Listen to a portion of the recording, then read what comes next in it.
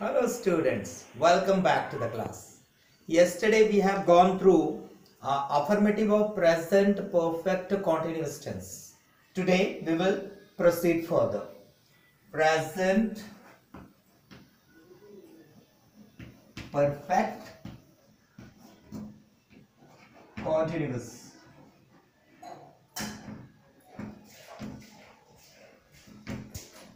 Negative.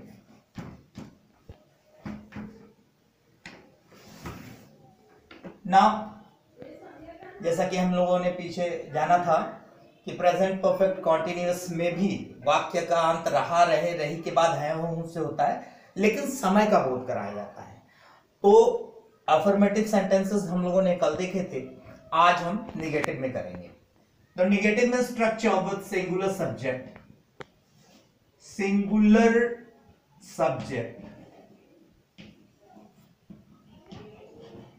Singular subject plus has plus not plus been plus V1 plus ing plus object plus since oblique for plus time denotion.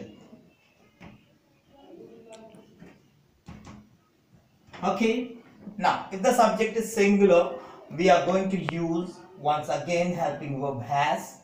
Not is going to be placed between helping verb and being, and then verbs first form in the ing object since for then time whatever it has been given. देखिए सबसे पहले अगर एक वचन करता है तो has लगाएंगे, हैज के बाद नॉट का प्रयोग है, उसके बाद बीन, तब वर्ब के फर्स्ट फॉर्म में आईएनजी जोड़ के ऑब्जेक्ट लिख देंगे। फिक्स समय है सिंस लगाएंगे, फिक्स समय नहीं है फॉर लगाएंगे, उसके बाद जो समय दिया होगा वो आप लिख दोगे। उदाहरण के तौर पर राहुल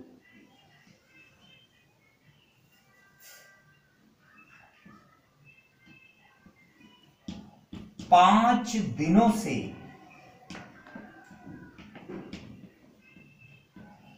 विद्यालय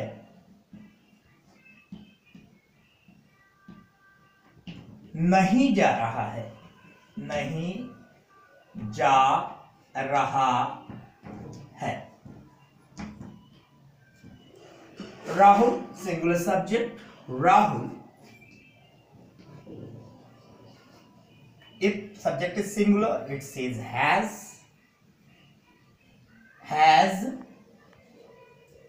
not, not यहां लगा हुआ है, been, not के बाद been। अब वर्ब का फर्स्ट फॉर्म आएगा, वर्ब क्या है जाना, go, तो इसमें ing लगाएंगे, going कहां to school।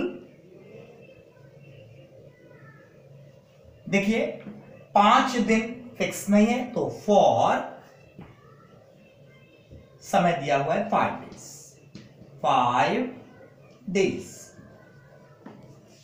ये देखिए सिंगुलर सब्जेक्ट है तो हैज लगा है, नेगेटिव है नॉट, बीन लगा है, वर्ब के फर्स्ट फॉर्म में ING, to school for 5 days. इस तरीके से ये वाक्य बनेगा। अकॉर्डिंग टू स्ट्रक्चर अगर आप वाक्य को बैठाएंगे, शब्दों को बैठाएंगे तो इत्मीनान से बन जाएगा, इसमें बहुत कठिनाई नहीं आएगी। But you will have to write this structure in your copy and learn it also, and according to it you are going to place the words to make the correct sentence.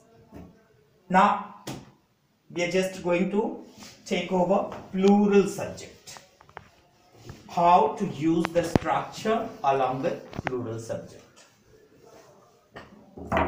If subject is plural,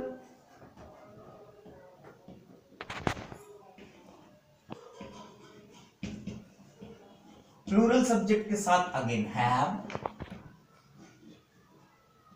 not, being plus V1 plus ing plus object plus since for plus time डिलोशन।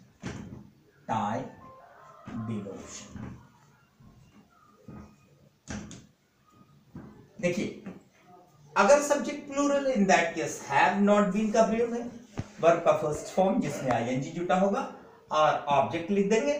Fix समय है since का प्रयोग, fix समय नहीं है for का प्रयोग, उसके बाद दिया गया समय आप लिखना है। उदाहरण देता हूं, तुम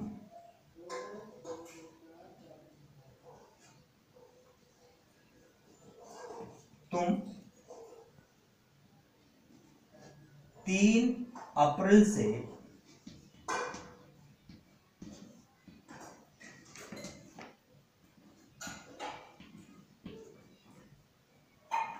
गाना नहीं गा रहे हो, नहीं गा रही हो।